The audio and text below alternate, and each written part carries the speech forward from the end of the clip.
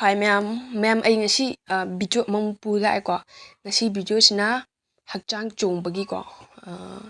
hakchang sidum chongba mi yarangwan ko mitte chongba na da chongba adum laigre adu chongba lemgani ko adu jingdo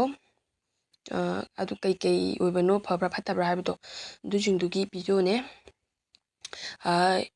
thajaba yengbining jingdon adu tang lehora adu yengbiro adu yengbining de jingdona ignore tobiro traga skip tobiro natraga dum back chatkera khotkera tobiro bako sisu aina pa hajinjaba nateba akhanga ai singna ibirambadudagi just aidi sum pathokcharaga myam su khangna baina myam da share tawjakpane bako dudi haurase hakchang chongbagi nupagi yetta chongba fai nupigi oida chongba fai mathangda kokta chongba ikai khumnai mathangda laibakta chongba afaba phal phangi mathangda pisumda chongba nungsiba unai mit yetta chongba sel marup phangi mathangda mitkhada chonglaga awa ana phangi mathangda mit oida chonglaga asiva nangi mathangda mit yaida chonglaga asiva nangi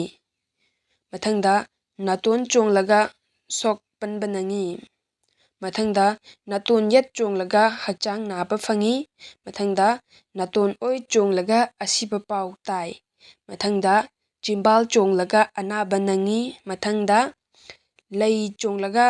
pot chai phangi mathangda ngauda chongaga mi khatnai lan phangi mathangda yet thangbal lingbanda chonglaga sana phangi mathangda khaurida chonglaga arum lahau phangi mathangda thabakta chonglaga hakchang pumnamak nai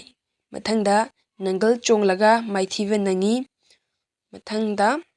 khomda chonglaga lan phangi mathangda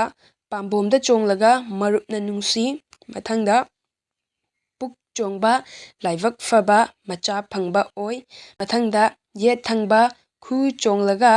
pangal kankhatli mathangda oi thangba khu chonglaga mi khatnai mathangda khu chonglaga yeknaba chanai mathangda phaibom chonglaga phattaba pau tai mathangda khong chonglaga puk yektuna nai mathangda khoida chonglaga afaba mangi laifam hongi mathangda amangthongda chonglaga mi khatnai lapna chatli sana sisingse ibirame sida thajaba mina thajare thajadaba mina thajadreko ado aina haibada soiki lankhiba wahai wata yarogasu mayamna ngakpiyo. Thank you for watching. Mathang video da muk thengnarase. Bye bye.